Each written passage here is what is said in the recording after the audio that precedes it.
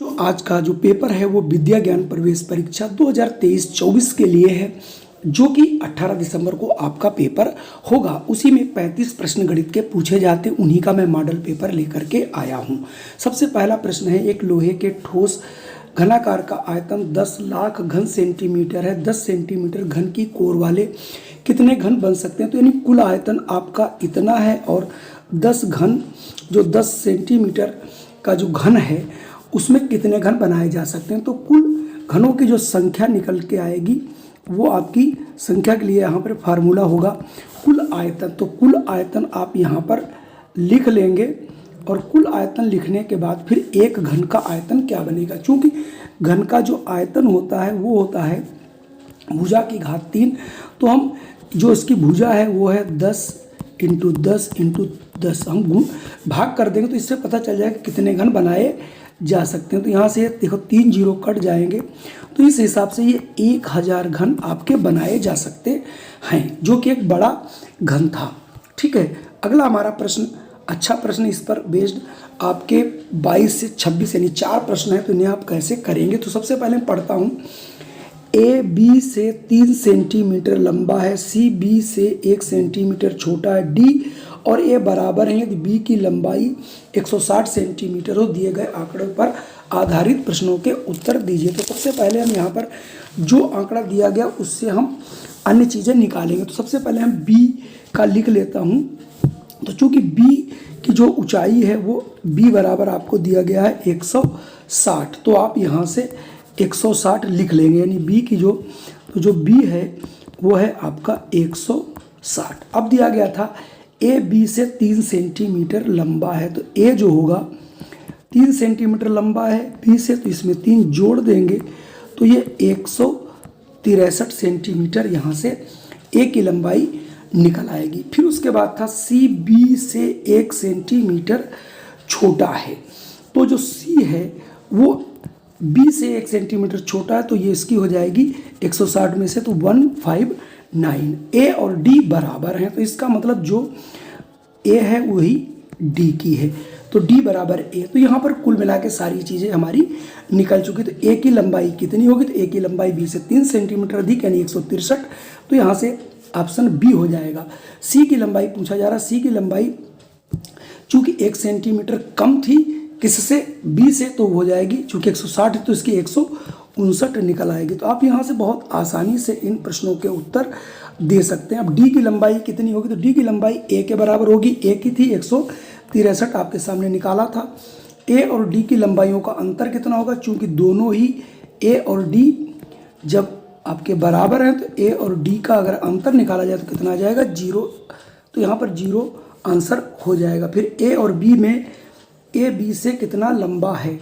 तो चूंकि A B से कितना लंबा है, तो ए जो था वो 163 था, बी 160 था, दोनों का अंतर आ जाएगा 3 सेंटीमीटर। अगले प्रश्न है 27 और 28। एक साबुन की कीमत 25 पैसे है, एक व्यक्ति 6 साबुन खरीदता है, दुकानदार को 10 रुपये का नोट देता है, तो उपयुक्त आंकड़े पर आधारित प्रश्नों के उत्तर देने हैं। तो चूंकि एक साबुन की अगर कीमत देखी जाए तो 25 पैसे है, तो 6 साबुन खरीदेंगे तो उसका 6 गुना पैसा देना पड़ेगा, अर्थात 150 पैसे, और 150 पैसे का मतलब 1 रुपया 50 पैसे हो जाएगा। तो कुल मिला के 101.50 रुपीज़। अब दुकानदार व्यक्ति को कितने रुपए वापस करेगा? चूँकि उसने 10 का नोट इसे दिया था, तो 10 के नोट से 1.5 रुपये आप यहाँ से यानी 1 रुपये 50 पैसे घटा लेंगे तो ये आ जाएगा 8 रुपये 50 पैसे। तो आप इसको यहाँ से 10 रुपये में से 1 रुपये 50 पैसे निकाल दीजिएगा, तो आपका ये निकल आएगा 8 रुपये 50 पैसे। चलिए बढ़ते हैं अगले प्रश्न पर। अगला प्रश्न है, एक वर्गाकार खेत की भुजा 30 मीटर है। ठीक है, 30 सेंटीमीटर आपको दी गई है भुजा, 30 सेंटीमीटर खेत का क्षेत्रफल। चूँकि वर्ग का क्षेत्रफल होता है भुजा इंटू भुजा, तो 30 को 30 से आप गुणा कर लेंगे तो हो जाएगा भुजा इंटू भुजा, 30 तिहाई 90 यानी 900 वर्ग मीटर। तो इसका आंसर हो जाएगा 900 वर्ग मीटर, यानी ऑप्शन सी आप लगा लेंगे। यदि 800 रुपये का 3 वर्ष का साधारण ब्याज 240 रुपये हो तो ब्याज की दर क्या होगी। तो ब्याज की दर यानी आपने कई फार्मूले पढ़े होंगे, तो दर बराबर होता है 100 इंटू ब्याज बटे, अब आपका क्या बच गया, मूलधन बचा और समय। बस आप इसमें कैलकुलेशन रख लेंगे। तो यानी ये देखिए 100 इंटू ब्याज, ब्याज आपका 240 है, और इस समय मूलधन देखिए 800 रुपये आपको दिया था, इंटू समय, समय 3 वर्ष का दिया था।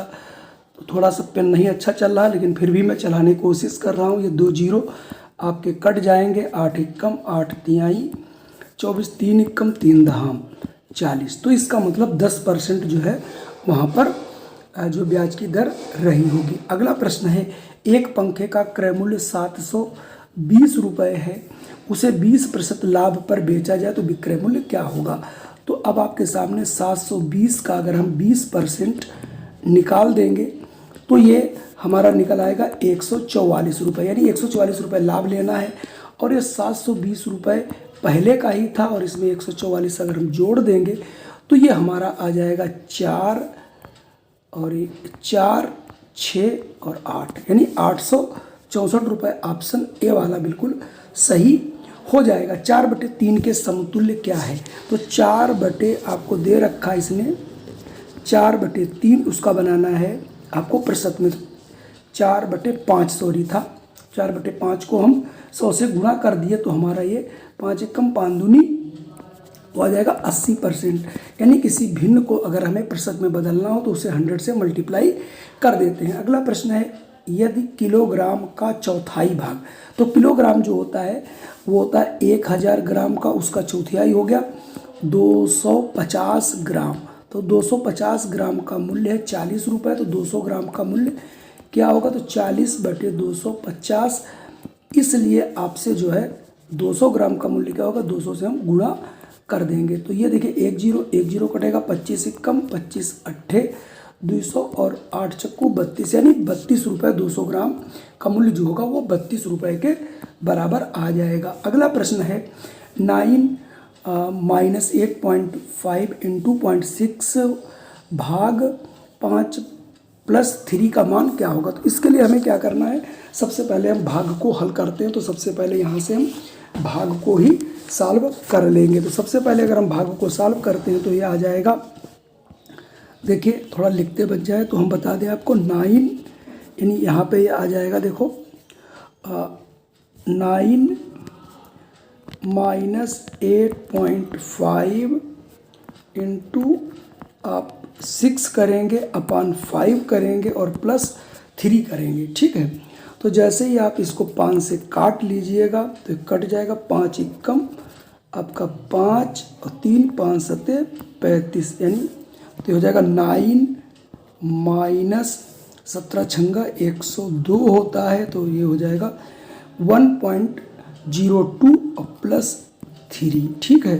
तो 9 और 3 हो जाएगा 12, और 12 में से जब आप 1.02 माइनस करेंगे तो आपका ये आंसर क्या निकल के आएगा वो आप यहाँ से निकाल लीजिएगा। कितना आ जाएगा 10.98, यानी ऑप्शन ए वाला यहाँ से आ जाएगा। जो आपका ए ऑप्शन है ये हो जाएगा। चलिए अगला प्रश्न, यदि किसी संख्या के 2/5 और 3/4 भाग का अंतर इतना है, तो देखिए यहाँ पर सबसे मान लेते हैं संख्या हमारी है वो है x, तो उसका ये पहला भाग जो है ये 3x/4, दूसरा 2x/5, इनका जो अंतर है वो हमारा 56 के बराबर है। तो हम जब इसको बराबर कर देंगे क्रॉस और इसका एलसीएम 4 पंजे 20 आ जाएगा, तो 5 तिहाई 15x माइनस 4 दूनी 8x बराबर 56।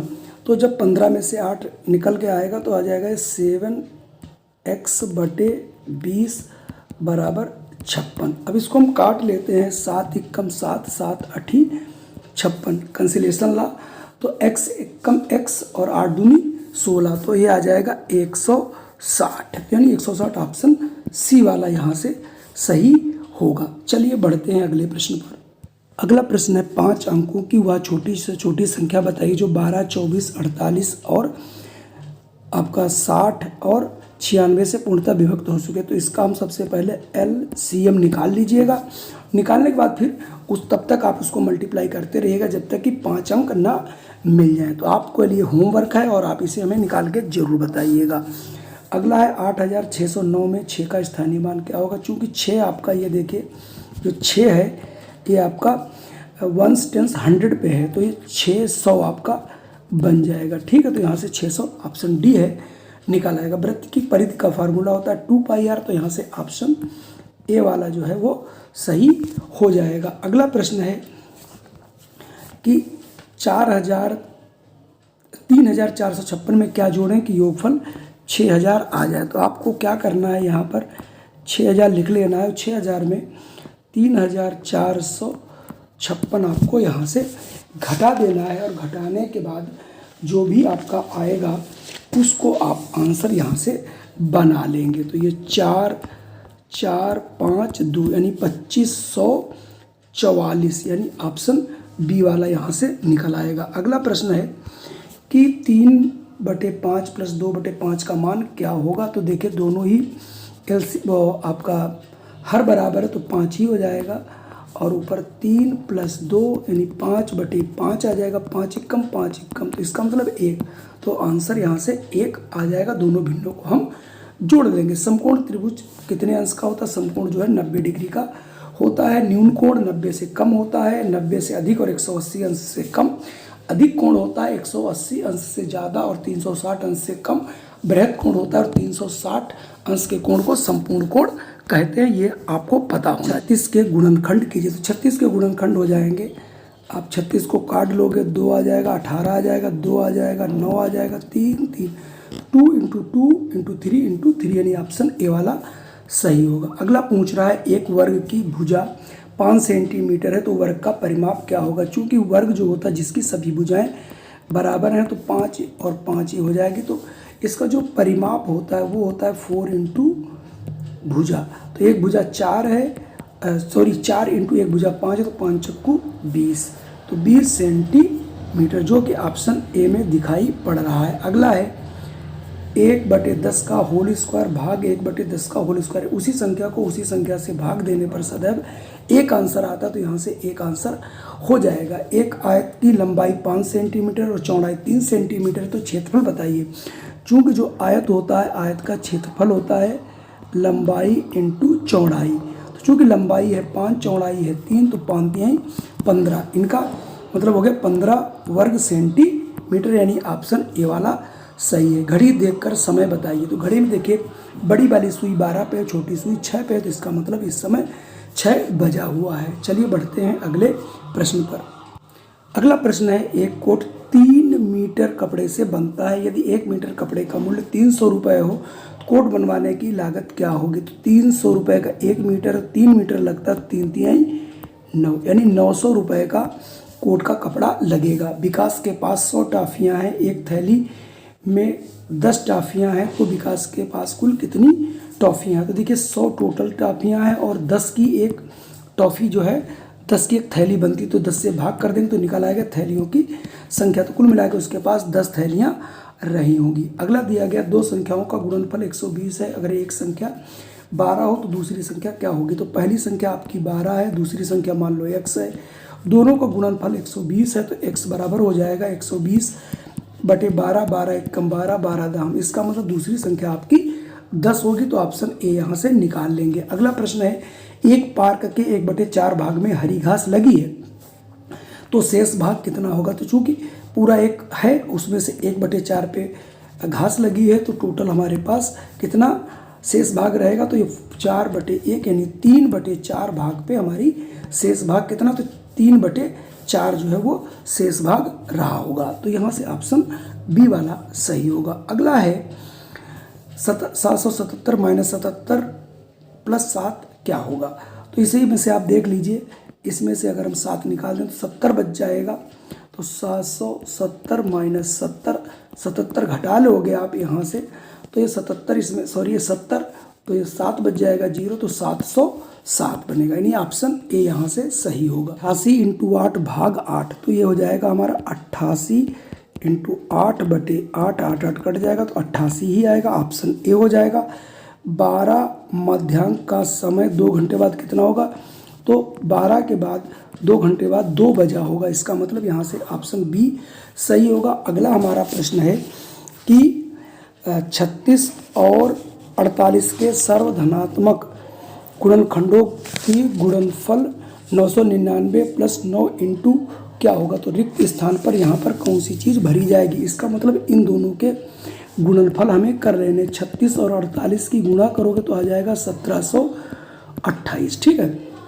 चूँकि इनसे कटना चाहिए तो इसमें से 999 तो लिख चुके, तो 999 आप यहाँ से निकाल लेंगे, तो 999 आप इससे घटा लीजिएगा, जितना घटाने पर आपका आता है, यानी 9 आ जाएगा, 2 आ जाएगा, 929।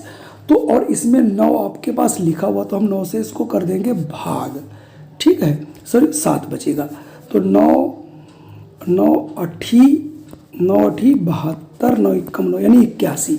इसका मतलब ये हुआ कि ये 999 + 9 इंटू कितना रहता है 81 बराबर होता है 1728। तो यहाँ पर हमारा कितना भरा जाएगा, ये भरा जाएगा 81, ठीक है। चलिए 3 बिंदु जो एक रेखा में नहीं तो उन्हें क्या कहते हैं, 3 अगर बिंदु एक रेखा में तो उन्हें संरेख कहते हैं, और अगर वो एक रेखा में नहीं है तो उसे असंरेख कहते हैं। कुल मिला के ये थे हमारे 35 प्रश्न। हमने थोड़ा जल्दी जल्दी बताने का प्रयास किया। अगर कोई प्रश्न समझ में ना आया हो तो आप कमेंट जरूर कीजिएगा। जय हिंद, वंदे मातरम। फिर मिलते हैं एक नई वीडियो के साथ।